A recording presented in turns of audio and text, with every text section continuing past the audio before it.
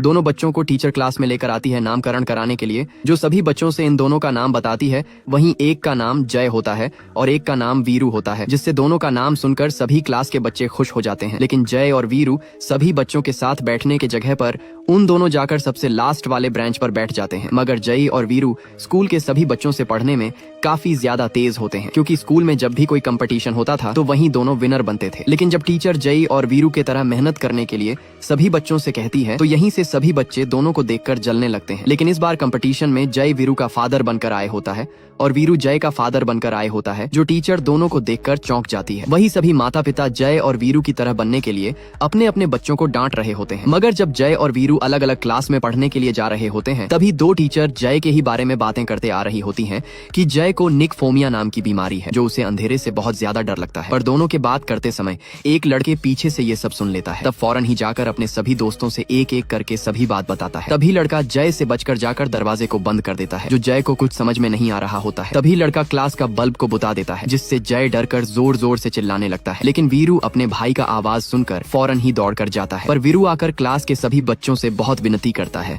दरवाजे को खोलने के लिए, पर कोई नहीं खोल रहे होते हैं, जिससे वीरू वहीं पर बैठकर फूट फूट कर रोने लगता है। तभी धीरे धीरे जय का अंदर से सांस फूलने लगता है, तो वैसे ही जय चक्कर खाकर जमीन पर गिर जाता है, जो सभी बच्चे घबराकर फौरन ही दरवाजे को खोलते हैं, जिससे वीरू क्लास के अंदर आ जाता है। मगर जब आकर अपने भाई को जमीन पर गिरे हुए देखकर वैसे ही उसे पकड़कर फूट फूट कर रोने लगता है, क्योंकि जय उठ नहीं पा रहा होता है। तभी टीचर जाकर प्रिंसिपल को बुलाकर लेकर आती है। मगर जब सभी जय को अस्पताल लेकर पहुंचते हैं, तो तभी डॉक्टर जय को देखकर कहता है कि आप लोग अब बहुत लेट कर चुके हैं। जो टीचर और वीरू सुनकर फूट फूट कर रोने लगे। लेकिन जय के मरने के बाद वीरू 3 दिन बाद स्कूल आया होता है, जो सभी क्लास के बच्चे उसी को देख रहे होते हैं। पर वीरू अपने भाई का सीट देखकर वैसे ही उसके दोनों आंखों में आंसू आ जाता है, क्योंकि दोनों हरदम बैठकर अपने में मस्ती किया करते थे। लेकिन क्लास में वीरू को पढ़ने में मन नहीं लगता है, तो उठकर मायूस होकर जाने लगता है, जिससे सभी बच्चे उसे जाते हुए देख रहे होते हैं। मगर वीरू क्लास के बच्चों पर इतना ज्यादा गुस्सा हो गया होता है कि सभी को आंखें फाड़ते हुए देख रहा होता है। तब देखकर चला जाता है। जो प्रिंसिपल से फादर कह रही होती है कि वीरू को यहाँ रखना ठीक नहीं है, क्योंकि यहाँ जब तक रहेगा उसे जय का यादें हरदम सताते रहेगा। अगर आपका इजाजत हो तो मैं वीरू को रख सकता हूँ, क्योंकि मैं उसे अपने बेटे की तरह बिल्कुल ख्याल रखूंगा। जो प्रिंसिपल सुनकर हाँ कर देता है, तब फादर वीरू को प्रिंसिपल के पास बुलाती है। तभी प्रिंसिपल वीरू से कहता है कि कब तक ऐसे अपने भाई के यादों में मायूस होकर रहोगे, क्यों नहीं वो सारी बातें भूलकर यहीं से एक नई जिंदगी का शुरुआत करते हो। पर वीरू प्रिंसिपल के बात सुनकर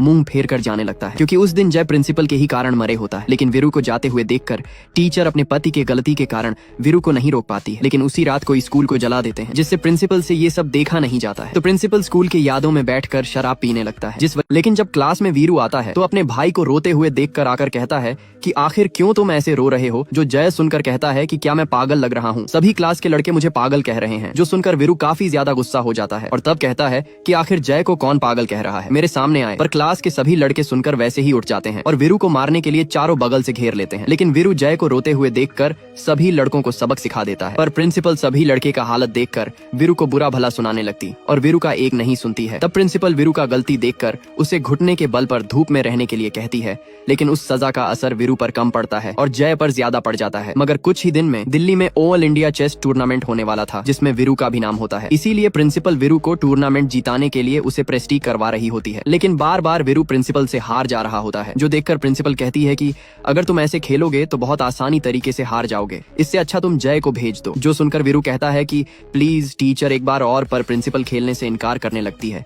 जो किसी तरह करके वीरू प्रिंसिपल को माना लेता है। लेकिन वीरू गेम में अब की बार ऐसा दिमाग लगाता है कि कुछ ही मिनट में प्रिंसिपल को वीरू हरा देता है, जिससे प्रिंसिपल देखकर चौंक जाती है। तभी प्रिंसिपल वीरू से कहती है कि आखिर तब क्यों इससे पहले तुम मुझसे हार जाया करते थे। जो वीरू सुनकर कहता है कि क्योंकि आप में मेरी माँ नजर आती है, इसीलिए तभी अचानक से लाइट चली जाती है, जिससे फौरन ही वीरू जय को बचाने के लिए दौड़कर चला जाता है, क्योंकि जय को अंधेरे से काफी ज्यादा डर लगता था, क्योंकि उसे निकफोमिया नाम की बीमारी होती है। तब जाकर वीरू जल्दी जल्दी मोमबत्ती को जलाता है, फिर अपने भाई को पकड़कर उसे चुप कराने लगता है। लेकिन अगले दिन वीरू टूर्नामेंट खेलने के लिए जाने वाला होता है। तभी वीरू कहता है कि टीचर मैं जब तक नहीं आऊंगा तब तक आप मेरे भाई का ख्याल रखना, फिर कहकर चला जाता है। अब नेक्स्ट पार्ट के लिए कमेंट करें।